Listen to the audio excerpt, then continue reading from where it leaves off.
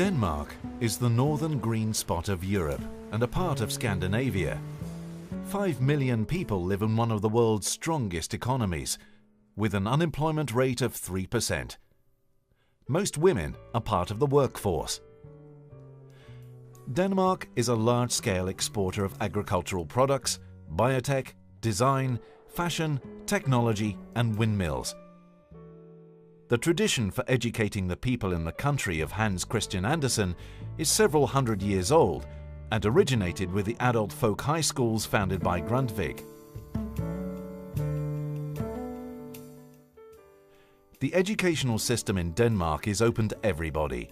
The first 10 years of school are compulsory, but a vast majority continue their studies. More than 80% of a birth cohort complete a general or vocational upper secondary education. But the government aims to increase this significantly in the next few years so that 95% of a cohort complete an upper secondary education.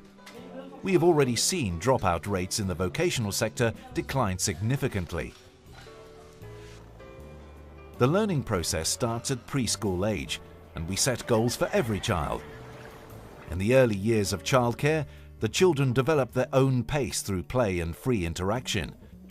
Later they are taken forward through more structured yet adaptive and learner-centered didactics.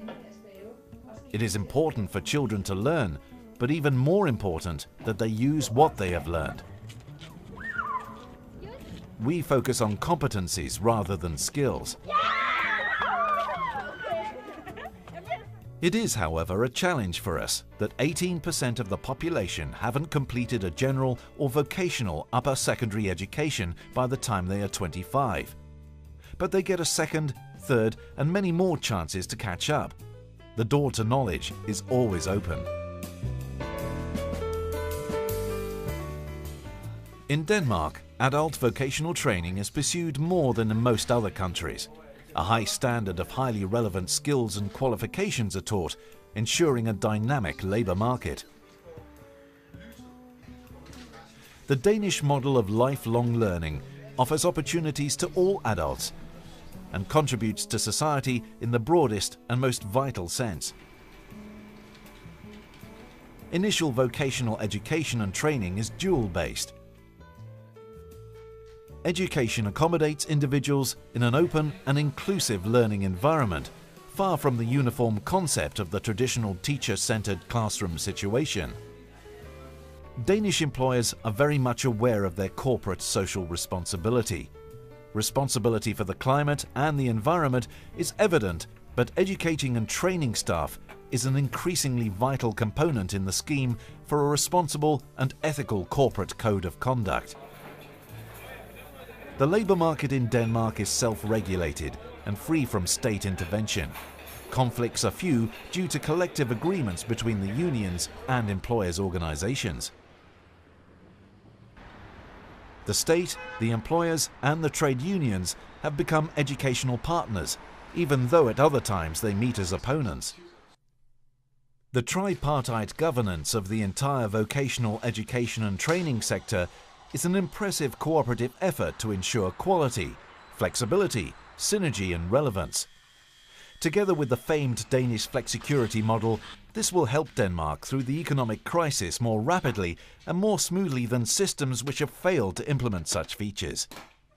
Trade unions proactively cope with the new technologies, even though this might reduce or even eliminate job slots from which they recruit their members. Parts of the negotiable funds in the collective agreements are earmarked for educational purposes instead of being used solely to increase workers' wages. The government has decided to top the money that the labour market parties allocate to education by 1-to-1. TDC is an international telecommunications company with 9,000 employees.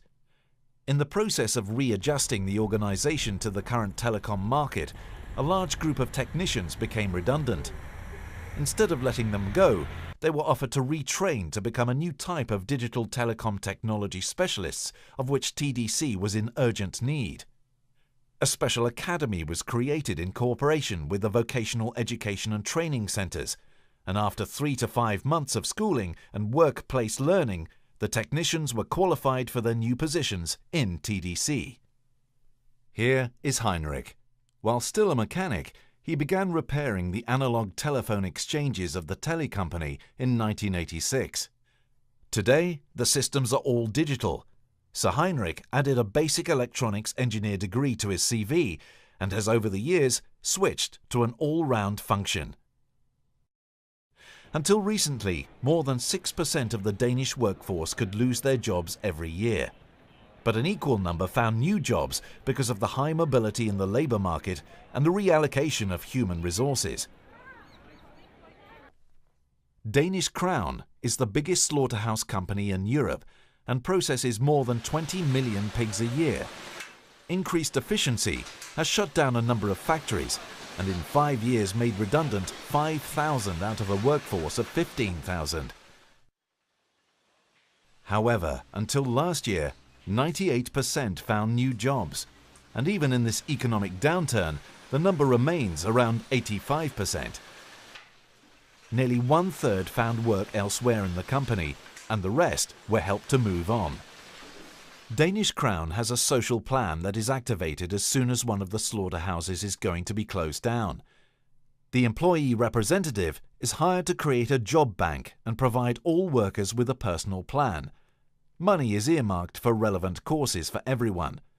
Right now, the slaughterhouse in Holstebro is going through such a process, which will eliminate 475 jobs.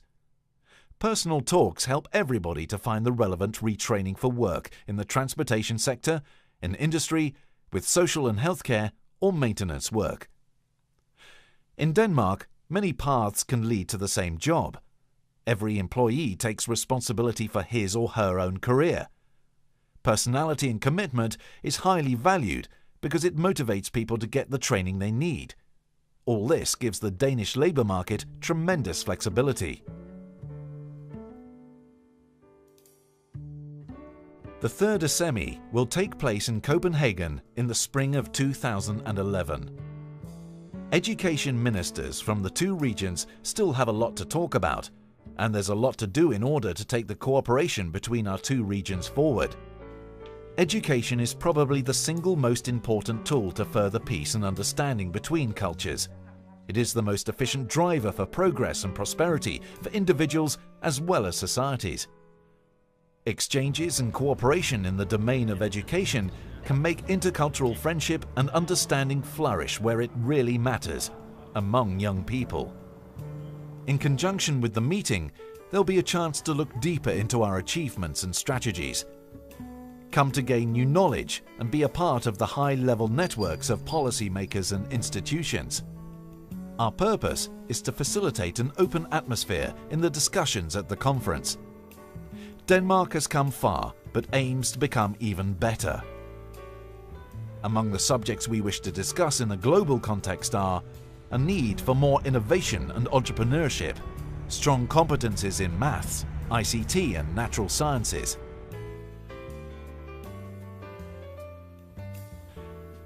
Welcome to Copenhagen.